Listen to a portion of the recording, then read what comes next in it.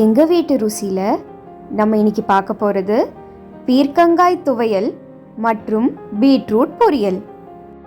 முதலில் பீர்க்கங்காய் துவையல் பண்ணுறதுக்கு பீர்க்கங்காய், உங்கள் காரத்துக்கு ஏற்ப காய்ந்த மிளகாய், 2-3 பூண்டு பற்கள், 10 சாம்பார் வெங்காயம், ஒரு சிறு துண்டு இஞ்சி, சிறிதளவு பெருங்காயம், அரை முடி திருவி வைத்த தேங்காய், 2 ஸ்பூன் உளுந்து, 2 ஸ்பூன் கடலைப்பருப்பு, அரை ஸ்பூன் சீரகம், சிறிதளவு புளி, இதெல்லாம் தேவையான பொருட்கள்.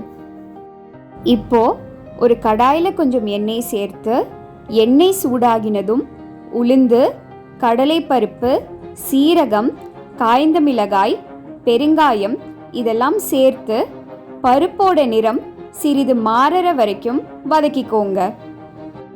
இதன் கூடவே இஞ்சி, பூண்டு, சாம்பார் வெங்காயம் இதெல்லாம் சேர்த்து சாம்பார் வெங்காயத்துடைய நிறம் லேசாக மாற ஆரம்பிக்கும் சமயத்தில் ஒரு பச்சை மிளகாய், நறுக்கி வைத்த பீர்க்கங்காய் இதெல்லாம் சேர்த்து 5 நிமிடம் லோ ஃப்ளேமில் வச்சு வதக்கிக்கோங்க. பீர்க்கங்காயுடைய தோல் சுருங்கி வர சமயத்தில் உங்களுக்கு தேவையான அளவு உப்பு சேர்த்து 2 நிமிடம் வதக்கி மூடி வைத்து லோ ஃப்ளேமில் 5-7 நிமிடம் வேக விடுங்க.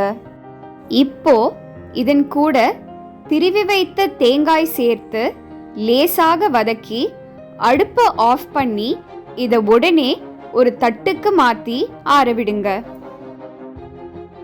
நல்லா ஆறின கலவையை ஒரு மிக்ஸி ஜாருக்கு மாற்றி இதன் கூடவே சிறிதளவு புளி சேர்த்து தண்ணீர் எதுவும் சேர்க்காம நல்லா விழுதா அரைச்சி எடுத்துக்கோங்க.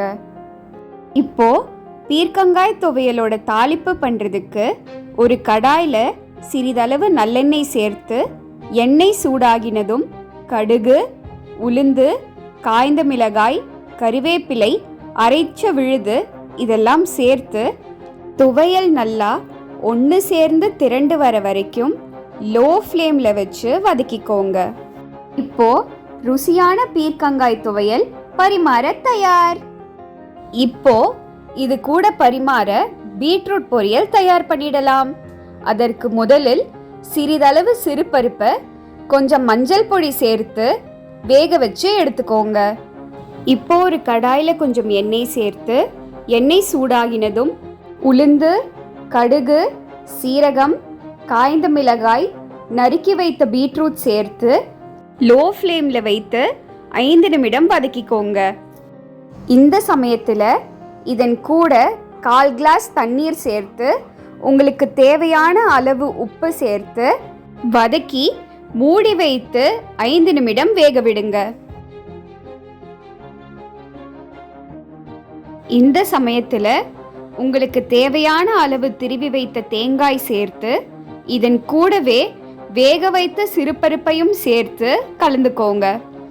கடைசியா கொஞ்சம் கறிவேப்பிலை சேர்த்து கலரினால் சுவையான பீட்ரூட் பொரியல் பரிமாற தயார்.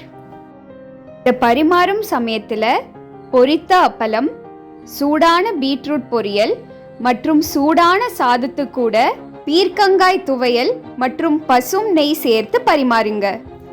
நீங்களும் இதை செஞ்சு சுவைத்து இதனுடைய ருசி உங்களுக்கு எப்படி பிடிச்சிருந்ததுன்னு சொல்லுங்க. உங்களுக்கு எங்களோட சேனல் பிடிச்சிருந்தா லைக் பண்ணுங்க, ஷேர் பண்ணுங்க, சப்ஸ்கிரைப் பண்ணுங்க.